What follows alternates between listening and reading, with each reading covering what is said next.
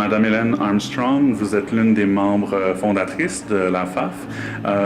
Expliquez-nous, c'est né comment cette idée-là de vouloir regrouper les femmes professionnelles, les femmes d'affaires de la région de Halton? En fait, l'idée vient d'une amie, Madame Colette Mockford, qui était l'instigatrice de tout le projet. Et puis, elle connaissait les femmes dans différents milieux, mais chacune ne se connaissait pas entre elles. Alors, elle a senti le besoin de créer un réseau, de créer une occasion pour ces femmes-là de se rencontrer et de s'entraider. Alors, depuis ce temps-là, on est parti, au tout début, on était 4 ou 5, et puis ça a grossi. Et puis, je suis très contente ce soir de voir une bonne tablée là, de personnes venant de toutes sortes de milieux. Puis, Colette serait très intéressée de voir les résultats. Vous remarquez une différence des tout débuts, bon, au-delà du nombre de personnes ou qui sont membres de l'association? Est-ce que le genre de discussion qu'on avait il y a 35 ans comparé à celle qu'on a aujourd'hui, les enjeux auxquels vous faites référence, ça se ressemble ou ça évolue? Le travail a changé, donc de ce côté-là, c'est un peu différent. Au tout début, on avait des gens dans l'enseignement, on avait des gens dans la traduction.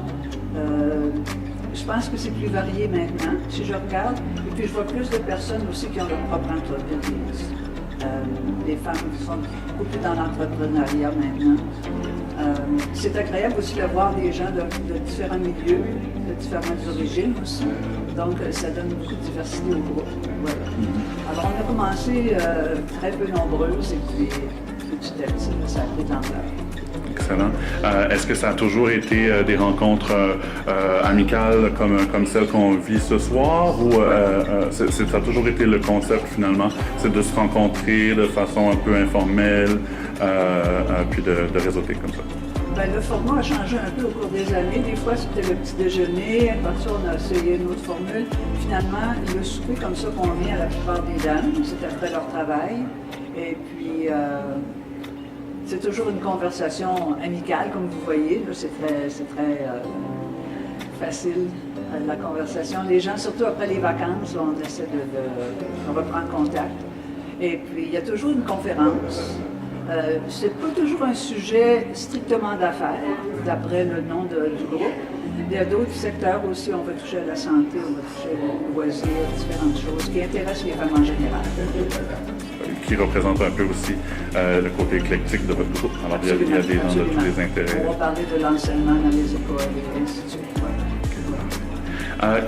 Peut-être juste terminer, Madame Hélène, en me disant quel message vous lanceriez à une femme qui, justement, serait peut-être intéressée à joindre votre association? Bien, je l'inviterais à venir au moins à une couple de rencontres et puis voir comment ça se passe. Et puis, je pense qu'une fois qu'elle va avoir rencontré les membres, elle va se rendre compte qu'il y a beaucoup à retirer. Et puis qu'avant, il y avait de se créer de nouvelles amitiés, puis également des contacts d'affaires intéressants. Puis beaucoup à en retirer. Je pense que c'est très heureux de participer. Alors Emmanuel, est-ce que vous pouvez me parler un peu du genre de sujets ou de thèmes qui sont abordés lors des conférences et des rencontres mensuelles de la FAF?